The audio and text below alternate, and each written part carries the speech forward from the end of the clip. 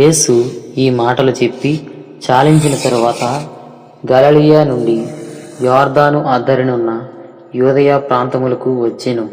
బహు జనసమూహములు ఆయనను వెంబడింపగా ఆయన వారిని అక్కడ స్వస్థపరిచెను.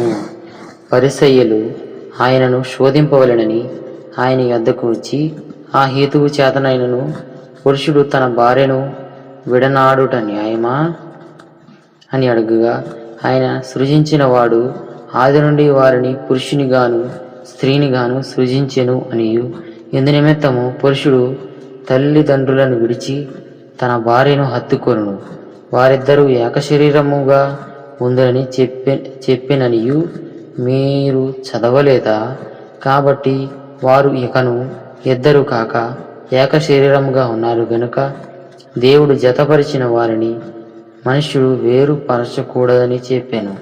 అందుకు వారు, అలాగైతే పరిత్యాగ పత్రికనిచ్చి ఆమెను విడనాడుమని మోషే ఎందుకు ఆజ్ఞాపించినని వారాయనను అడగగా, ఆయన, మీ హృదయ కాఠిన్యమును బట్టి మీ భార్యలను విడనాడ మోషే సెలవిచ్చెను గాని ఆది నుండి అలాగు జరగలేదు. మరియు వ్యభిచారము నిమిత్తమే తప్ప తన భార్యను విడనాడి మరి ఒక్కతిను పెళ్లి చేసుకునివాడు వ్యభిచారము చేయుచున్నాడనియు, విడనాడబడిన దానిని పెళ్లి చేసుకొనువాడు వ్యభిచారము చేయుచున్నాడనియు మీతో చెప్పుచున్నానని వారితో నేను. ఆయన శిష్యులు, భార్య భర్తలకుండు సంబంధము ఇటుదైతే పెళ్లి చేసుకునుట యుక్తము కాదని ఆయనతో చెప్పిరి. అందుకు ఆయన, అనుగ్రహము నొందిన వారు తప్ప మరి ఎవరునూ ఈ మాటను అంగీకరింపనేరరు. తల్లి గర్భము నుండి నపుంసకులుగా పుట్టిన వారు గలరు, మనుష్యుల వలన నపుంసకులుగా చేయబడిన నపుంసకులును కలరు. పరలోక రాజ్యము నిమిత్తము తమను తామే నపుంసకులునుగా చేసుకొనిన నపుంసకులును గలరు. అంగీకరింపగలవాడు అంగీకరించునుగాక అని వారితో చెప్పెను. అప్పుడు ఆయన వారి మీద చేతులుంచి ప్రార్థన చేయవలెనని కొందరు చిన్న పిల్లలను ఆయన యొద్దకు తీసుకొని వచ్చిరి.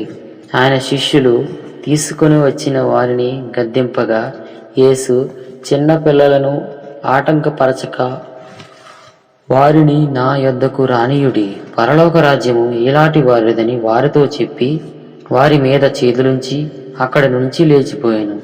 ఇదిగో, ఒకడు ఆయన యొద్దకు వచ్చి, బోధకుడా, నిత్య జీవము పొందుటకు నేను ఏ మంచి కార్యము చేయవలనని ఆయనను అడిగాను.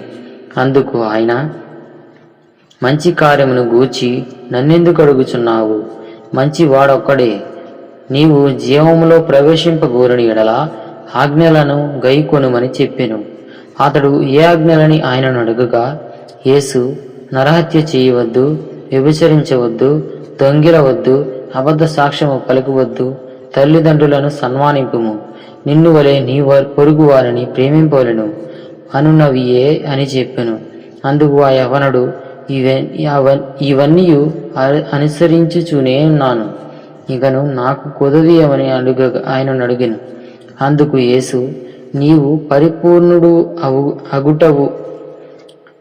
పరిపూర్ణుడవు అగుటకు కోరిని ఎడల పోయి నీ ఆస్తిని అమ్మి బేదలకిమ్ము, అప్పుడు పరలోకమందు నీకు ధనము కలుగును. నీవు వచ్చి నన్ను వెంబడించమని అతనితో చెప్పెను. అయితే ఆ యవ్వనుడు మిగులు ఆస్తి గలవాడు గనుక ఆ మాట విని వ్యసనపడుచు వెళ్ళిపోయెను.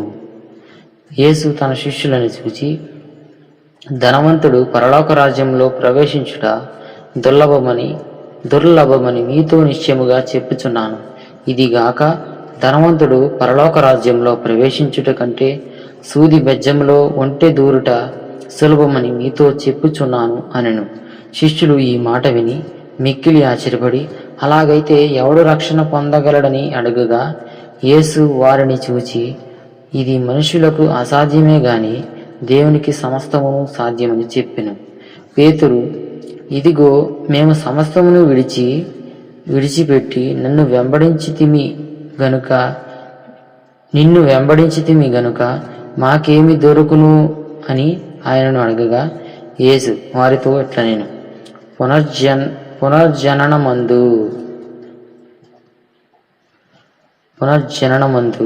మనిషి కుమారుడు తన మహిమ గల సింహాసనము మీద ఆసీనుడై ఉండునప్పుడు నన్ను వెంబడించిన మీరును 12 సింహాసనముల మీద ఆసీనులై ఇశ్రాయేలు 12 గోత్రముల వారికి తీర్పు తీర్చుదురు.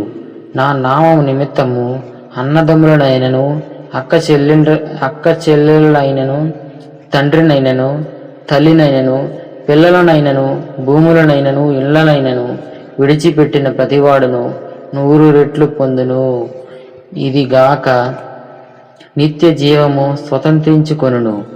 మొదటి వారు అనేకులు కడపటి వారు వారగుదురు. కడపటి వారు మొదటి వారగుదురు.